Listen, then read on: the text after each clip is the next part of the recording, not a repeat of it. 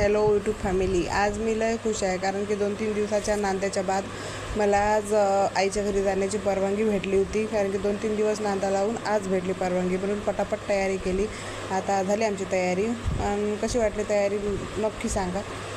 आणि कुठे जायचं म्हटलं ना तर घरातला पसारा आवरूनच जावं लागत. मग पहिले घेतले आईच्या घरी न्यायचे कपडे. म्हटलं कपडे भरून घेऊ आपण. मग घरातले कपडेचा पसारा आवरला.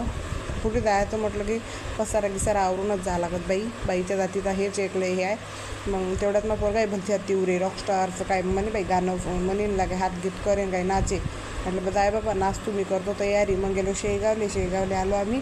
ते ॲटोत पाहिलं तर ॲटोत भलतीशी म्हणजे एकच सवारी नव्हती. म्हटलं चाल बापा मामाला देऊन मागू. मग लागे मामा आला तर आम्हाला घ्यायले जाता बरोबर पोरानं तर लागे मामाच्या पोरीले घेतलं ना माय व. आणि भजे तळायला लावले. भजे तळले. मग आई ना म्हणे बाई म्हणा तिला आता घालतो झोपू घाल. नातीले झोपू घातलं म्हटलं तर नातच आईले झोपू घाली. म्हणे बाई हे तर मला झोपू घालणारे आहे, काढून घ्यायला पुरते. तिला घेतलं आईनं काढून. मग आणि लगे मॅडम जाऊ द्या तेवढ्याच टायमात म्हटलं आता मग आईच्या घरचा किचन वटाही दाखवू. किचन वटा काहून दाखवला सांगू का तुम्हाला. कारण की हा दिमाग मला होता.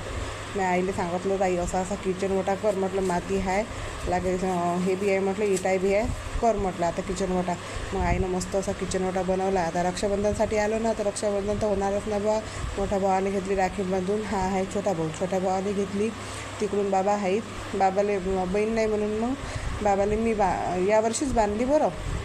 कारण की चुलत आतेबाई येत असतात, ते बांधत असतात. यावर्षी काय आले नव्हते म्हणून मीच बांधली राखी.